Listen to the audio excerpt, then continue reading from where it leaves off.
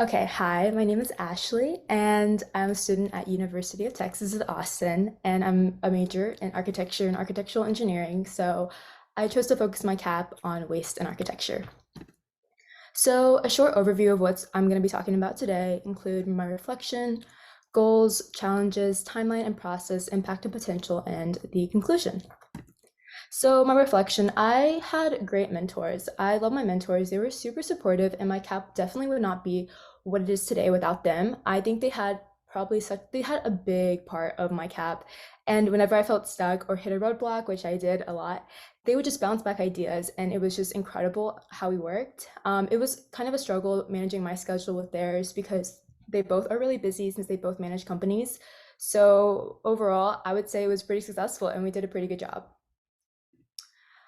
So I targeted waste and architecture because coming into UT Austin, because it is a big school, and the School of Architecture is one of the smaller schools in the university, I noticed that there was not much of a climate or culture surrounding sustainability, especially in the School of Architecture. And my thought is that if we're producing architects into the real world, how can we not incorporate sustainability and climate awareness practices within our education, but expect it in the real world when architecture affects everybody? It affects our human experience, our mood, physical and mental health.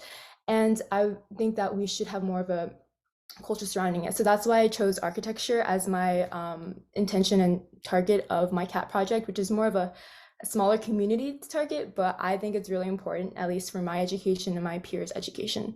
So my initial goals and planning it from November to December was my biggest ones were setting up the materials bin, talking with the assistant dean of student affairs, talking to the team, and promoting waste awareness through social media and interviews.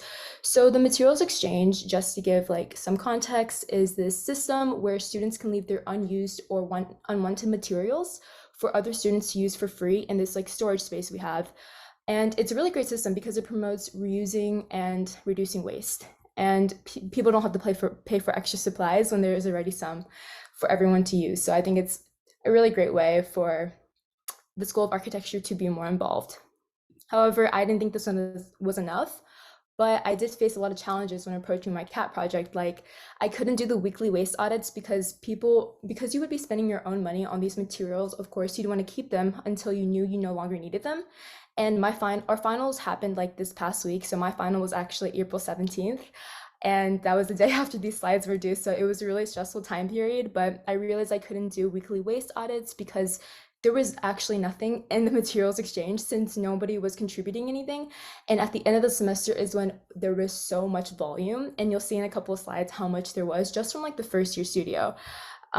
Price negotiations, I wanted to do this so that we can get damaged goods so companies wouldn't have to throw away their damaged materials and instead would give them to us, architecture students, and we could pay discounted prices. However, I was informed that this has been tried in the past and no one was willing to negotiate or even put up with Austin traffic, so it was out the window. In addition, making connections was a really difficult part because I probably spammed and like emailed so many like companies and like schools, and I only got back like a handful of responses. So that was like a big roadblock because I was like, oh my God, I'm trying so hard. Why is no one responding? So that was something else I had to face.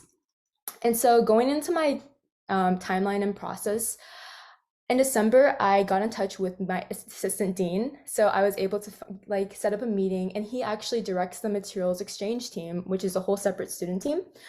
And because they went on winter break in December, I just set up my social media account to talk about what my goals were for it. And then in January, when we got back to school, I got a meeting with the materials exchange team, and we talked about how we would approach this materials bin because my idea was to implement a materials bin pilot program into the first year studio, which may seem small, but our school is a really small school, and my studio was only of like, it was my school, there's only 80 freshmen out of like the 10,000 freshmen on campus. So I would say like, it's a start. And then I also gained momentum on my social media account. In February, I got the first materials bin ever implemented in the studio, and I was able to interview an alumni from Carleton College, which is actually one of the top 3 most zero waste campuses in the whole nation. So that was really cool. And in March, I continued researching and talking with other schools about the sustainability curriculum.